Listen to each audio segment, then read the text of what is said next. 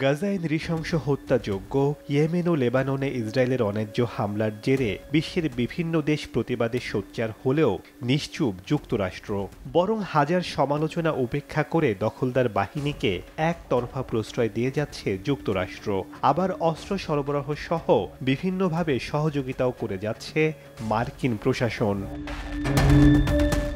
জাতিসংঘের অধিবেশন সামনে রেখে ফিলিস্তিনের পশ্চিম তীর অংশের প্রেসিডেন্ট মাহমুদ আব্বাস সহ ৮০ জনের ভিসা বাতিল করেছে যুক্তরাষ্ট্র।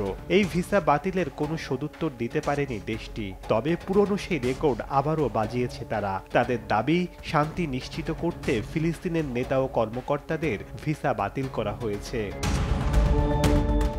বিশ্লেষকরা বলছেন, ফ্রান্স, স্পেন, বেলজিয়াম সহ কয়েকটি পশ্চিমা দেশ এবারের জাতিসংঘ অধিবেশনে ফিলিস্তিনকে স্বীকৃতি দেওয়ার সিদ্ধান্ত নিয়েছে। আর সেই স্বীকৃতি বানচাল করার উদ্দেশ্যে ফিলিস্তিনি কর্মকর্তাদের ভিসা বাতিল করেছে ট্রাম্প প্রশাসন। এজন্য ওয়াশিংটন ডিসিকে স্বাগত জানিয়েছে তেল আবিব। জাতিসংঘে ইসরায়েলের বিরুদ্ধে যে কোনো ধরনের সিদ্ধান্ত নেয়ার ক্ষেত্রে ভেটো দেয় যুক্তরাষ্ট্র। গাজা যুদ্ধ বন্ধের সর্বশেষ প্রস্তাবেও ভেটো দিয়েছে তারা। দখলদারদের বাঁচানোর জন্য সবসময় এভাবে ঢাল হয়ে দাঁড়ায় যুক্তরাষ্ট্র।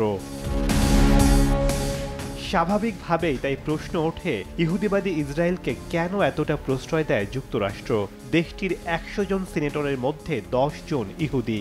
এছাড়া প্রতিনিধি পরিষদে আছেন ২৬ জন ইহুদি। আর এই ইহুদি নেতারা অধিকাংশই ইসরায়েলের বংশোদ্ভূত।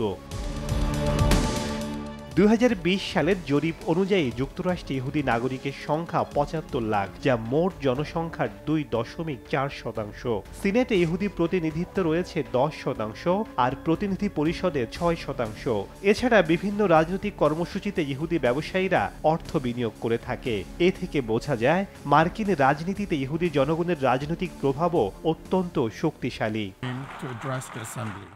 মধ্যপ্রাচ্যের বিস্ফোরা ইসরায়েলকে উল্লেখযোগ্য আর্থিক ও সামরিক সহায়তা দিয়ে থাকে যুক্তরাষ্ট্র সরকার। ১৯৪৮ সালে ইসরায়েল প্রতিষ্ঠিত হওয়ার পর যুক্তরাষ্ট্র প্রথম রাষ্ট্র হিসেবে ইসরায়েলকে স্বীকৃতি দেয় এবং দেশটিকে সমর্থনের ঘোষণা দেয়। সোভিয়েত যুগের শুরুতে মধ্যপ্রাচ্যে কৌশলগত আধিপত্য প্রতিষ্ঠা করার জন্য ইসরায়েলকে বন্ধু হিসেবে বেছে নেয় যুক্তরাষ্ট্র, যা এখনও বজায় রয়েছে।